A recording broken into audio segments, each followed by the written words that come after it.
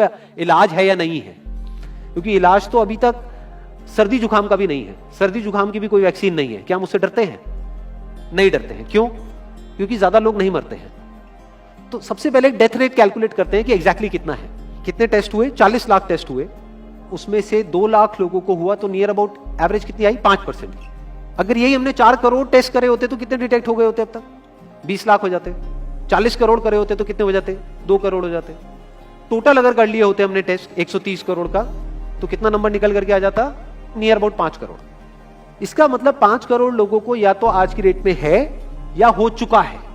और एक और मजे की बात यह है कि कोरोना में ऐसा नहीं है कि जिसको भी होता है उन सबके सिम्टम्स आते हैं। 80% से ज्यादा जो केसेस होते हैं वो असिम्टोमेटिक होते हैं, उनमें कोई सिम्टम्स नहीं आते हैं। यानी अगर मुझे हो गया है और मैं ठीक भी हो गया हूं तो मुझे पता तक नहीं है। वो तब मुझे पता लगेगा अगर मैं अपने टेस्ट कराऊंगा, जिसको एंटीबॉडी टेस्ट बोलते हैं, और मेरी बॉडी में एंटीबॉडीज मिलेंगी, तब मैं कह सकता हूं कि हाँ मेरे को था और वो ठीक हो गया है।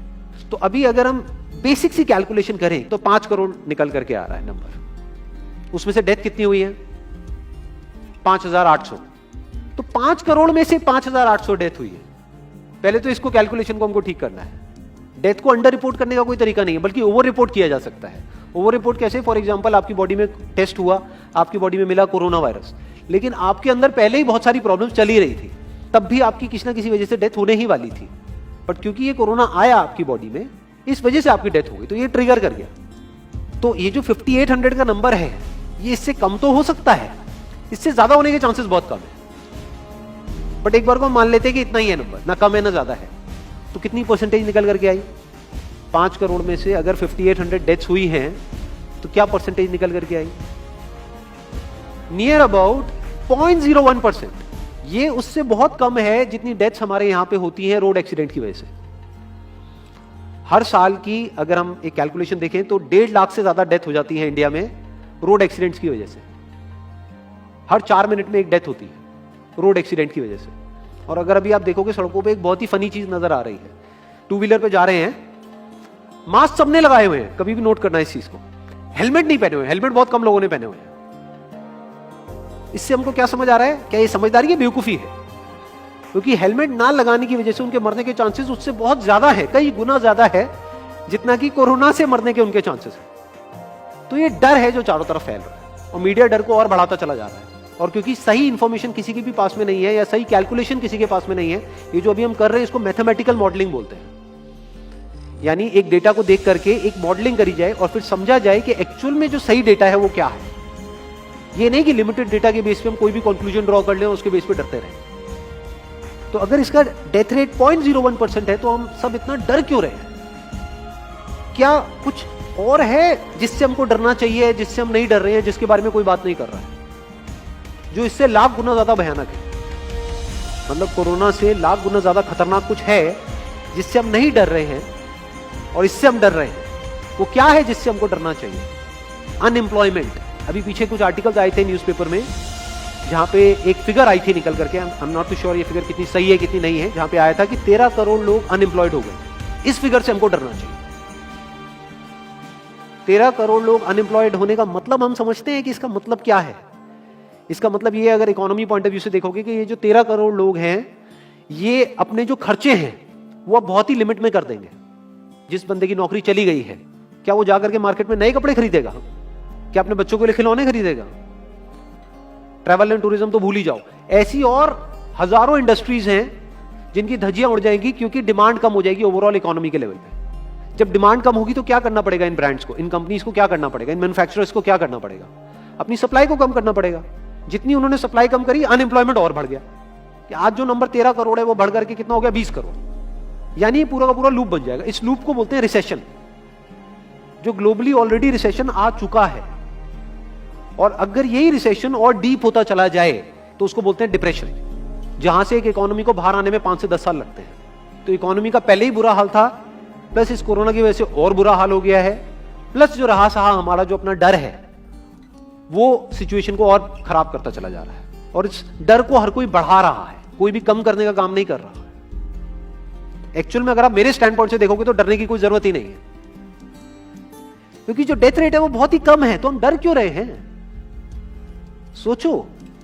बस इसलिए कि डेथ नहीं होनी चाहिए। अगर यही हमारा ऑब्जेक्टिव है कि डेथ नहीं होनी चाहिए, मतलब हम कहते हैं कि किसी की डेथ नहीं होनी चाहिए, तो फिर तो लॉकडाउन परमानेंट हो जाना चाहिए, सड़कों पे निकलना ही नहीं चाहिए, क्योंकि सीधा सीधा 1.5 लाख डेथ बचेंगी।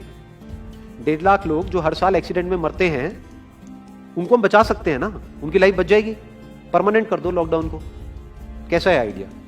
ये बिल्कुल ऐसा है जैसे मैंने एक आदमी की एक कहानी सुनी थी, उसके घर में एक चूहा घुस गया, तो उस चूहे को उसने पकड़ने की बड़ी कोशिश करी, लेकिन वो चूहे को नहीं पकड़ पाया।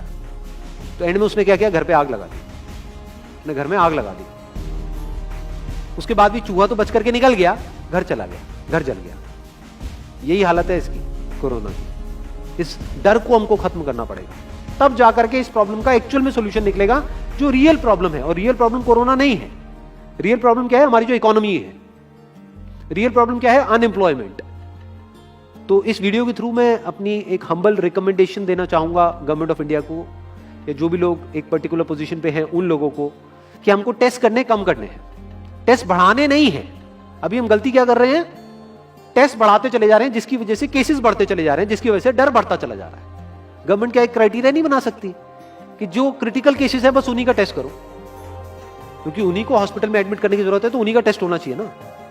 जो वैसे ही ठीक हो रहे हैं, अपने आप ही ठीक हो रहे हैं, जिनको माइनर सिम्टम्स हैं और वो खुद ही ठीक हो रहे हैं, उनका टेस्ट करने की क्या जरूरत है? उससे तो पैनिक और बढ़ेगा। और अगर टेस्ट कर भी दिया तो हम करने क्या वाले हैं? उनको क्या हॉस्पिटल में एडमिट करने वाले? नहीं, घर पे क्वारंटाइन करने वाले हैं। अभी जो क्वारंटाइन वाला फंडा है, ये भी जब बेस छोटा होता है तब तो काम करता है, जब करोड़ों में हो जाता है तब काम नहीं करता है। मैं अगर एग्जांपल से समझाने की कोशिश करूं, जो मेरी थॉट प्रोसेस है उसको, इमेजिन करो एक ऐसी सिचुएशन है कि हमें घर में है और चारों तरफ से बाढ़ आई हुई है, और ये जो घर है हमारा वो ऐसा है, इसको इमेजिन करो जहां पे हजारों दरवाजे हैं। तो हम क्या करें, इसमें से एक दरवाजे को पकड़ लें और उसी को पक्का करते चले जाए। ये है क्वारंटीन, और बाकी के हजारों खुले पड़े हैं। एक को हम पक्का करते चले जा रहे हैं, क्योंकि यहां से पानी अंदर नहीं आना चाहिए। इंडिया की पॉपुलेशन क्या है? 130 करोड़। टेस्ट कितने हुए हैं अभी तक? 40 लाख। डेली के कितने हो रहे हैं? 1 लाख। महीने के कितने हुए? 30 लाख। साल के कितने हुए? 3 करोड़ 60 लाख। तो यानी कि अगर हमको सबका टेस्ट करना है तो कितने साल लगेंगे? 36 साल। तो जब हमको दिख रहा है साफ साफ कि हम सबका टेस्ट कर ही नहीं सकते, तो हम टेस्ट क्यों बढ़ाते चले जा रहे हैं? या तो सबका टेस्ट करो और सब में से सबको देख करके सबको क्वारंटाइन कर दो। ये बिल्कुल ऐसा हुआ कि वो जो घर है जिसकी मैंने अभी बात करी, या तो उसको हर तरफ से सिक्योर करो कि अगर उसके 1000 दरवाजे हैं तो एक को बंद मत करो, सारे बंद कर दो। तब आप कह सकते हो कि यहां पानी अंदर नहीं आएगा, कि हमने 130 करोड़ लोगों का टेस्ट कर लिया है, उसमें से केसेस निकल गए हैं 6 करोड़, और 6 करोड़ को हमने क्वारंटीन कर दिया है। अब ये आगे नहीं फैलेगा, अब 6 करोड़ से 10 करोड़ पे नहीं जाएगा। बट हमने टेस्ट ही करे 40 लाख, जिसमें से केसेस आए 2 लाख। अगर इन 2 लाख को हमने क्वारंटीन कर भी दिया तो बाकी करोड़ों लोग तो बाहर घूम रहे हैं ना, तो उससे होगा क्या? तो अब हमको समझ जाना चाहिए कि इसको रोकने का कोई तरीका नहीं है। तो अब इसका प्रैक्टिकल सॉल्यूशन क्या है? गवर्नमेंट की तरफ से हमको सिर्फ ये इंफॉर्मेशन चाहिए कि भैया अभी कितने बेड्स ऑक्यूपाइड हैं आपके स्टेट में, और अभी कितने और आपने अरेंजमेंट कर रखा है, और कितने और कर सकते हो। अब वो बेड चाहे किसी हॉस्पिटल में हो, चाहे किसी होटल में हो। और प्लस ये इंफॉर्मेशन क्यों नहीं जा रही लोगों के पास में कि इतना डरने की जरूरत नहीं है जितना आप डर रहे हो। हाँ ठीक है, प्रिकॉशंस लो, सेफ्टी मेजर्स लो, सोशल डिस्टेंसिंग को मेंटेन करो, लेकिन इतना डरने की जरूरत नहीं है जितना आप लोग डर गए हो, क्योंकि डेथ रेट कम है। ये इंफॉर्मेशन जानी चाहिए अब लोगों के पास में, वक्त आ चुका है।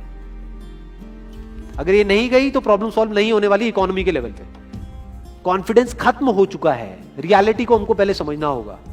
अभी प्रॉब्लम क्या हो रही है? हम कह रहे हैं कि हाँ कंस्ट्रक्शन एक्टिविटीज अलाउड है। गवर्नमेंट को क्या लग रहा है? अलाउड बोल करके सारी प्रॉब्लम सॉल्व हो जाएगी। अलाउड तो हो गई, बट मेरे जो फ्रेंड्स हैं जो कंस्ट्रक्शन इंडस्ट्री में हैं, वो बता रहे हैं कि लेबर ही नहीं है, लेबर सारी अपने गांव चली गई है। तो अब कौन कंस्ट्रक्शन करेगा वहां पे? अब ये लेबर चली तो गई है, इसको वापस कैसे बुलाओगे? मीडिया में अगर रोज ये दिखेगा कि केसेस बढ़ रहे हैं, केसेस बढ़ रहे हैं, केसेस बढ़ रहे हैं, वापस आएंगे वो लोग? 1 से लाख नहीं आएंगे। तो उनको मीडिया में क्या दिखना चाहिए, न्यूज में क्या दिखना चाहिए कि अब ये प्रॉब्लम सॉल्व हो रही है। तो लोगों के अंदर का डर निकलना चाहिए। यानी जो भी मैंने अभी तक कहा, अगर मैं उसको सम अप करूं तो वो क्या है प्रैक्टिकली, अगर पॉइंटर्स में सॉल्यूशन देखा जाए। नंबर 1 मोस्ट इंपॉर्टेंट, टेस्ट धीरे धीरे हमको कम करने हैं, बढ़ाने नहीं है। दिन के 1 लाख टेस्ट हो रहे हैं, मैं ये नहीं कह रहा कि एकदम से 10,000 कर दो, 1 लाख के 90,000 कर दो, एटलीस्ट बढ़ाओ मत। समझ गए? 1 लाख के 1.5 लाख टेस्ट मत करो दिन के, 2 लाख मत करो, क्योंकि तब भी 36 साल लगेंगे पूरा करने में। अगर आपने स्पीड डबल भी कर दी तब भी 18 साल लगेंगे। 18 साल तक तो पता नहीं ये बीमारी कहां होगी, किसी को याद तक नहीं होगा। तो करना क्या है गवर्नमेंट को, अगर थोड़ा सा सेंसिबली चले कि टेस्ट को धीरे धीरे कम करते चले, यानी 1 लाख से 90,000 कर दो, फिर कुछ दिन बाद 80,000 कर दो, फिर 70,000 कर दो। इसकी वजह से क्या होगा, मीडिया में केसेस कम होते हुए दिखेंगे, अखबारों में केसेस कम होते हुए दिखेंगे, हर जगह पे जहां पे अभी आ रहा है कि अभी तक की सबसे बड़ी फिगर, आज तक के सबसे ज्यादा केसेस, वो सब धीरे धीरे कम हो जाएंगे। कम मीडिया में पैनिक फैलेगा, कम पैनिक फैलेगा लोगों में, धीरे धीरे लोग बाहर निकलना शुरू होंगे, जो अभी नीड ऑफ द आवर है। धीरे धीरे लोग बाहर निकलेंगे, धीरे धीरे डिमांड बढ़ेगी, धीरे धीरे लोगों में कॉन्फिडेंस आएगा, धीरे धीरे लोग जो गांव चले गए हैं वो वापस आएंगे। एक्चुअल में काम शुरू होगा, ऑन पेपर नहीं कि काम शुरू हो गया है, एक्चुअल में लोगों का काम शुरू होगा, लोगों का काम शुरू होगा, इकोनॉमी शुरू होगी। बिल्कुल ऐसा है जैसे 2 महीने के लिए आप किसी गाड़ी को बंद करके कहीं पे रख दोगे रात में, तो क्या होगा, बैटरी डाउन हो जाएगी, उसको क्या करना पड़ेगा, उसको धक्का मारना पड़ेगा। तो अभी उस धक्के की जरूरत है, जंप स्टार्ट की जरूरत है। अब जो टाइम है वो डरने का नहीं है, इस डर को खत्म करने का है, क्योंकि कोरोना ने जितने लोगों को नहीं मारा, ये डर मारने वाला है असली। तो अब इस डर को खत्म करने का टाइम आ गया। अब हम सबको मिलकर के दिमाग ये लगाना है, ये नहीं कि डर को कैसे बढ़ाएं, बल्कि दिमाग ये लगाना है कि डर को कैसे कम करें या खत्म करें, और लोगों के कॉन्फिडेंस को कैसे वापस से लेकर के आए।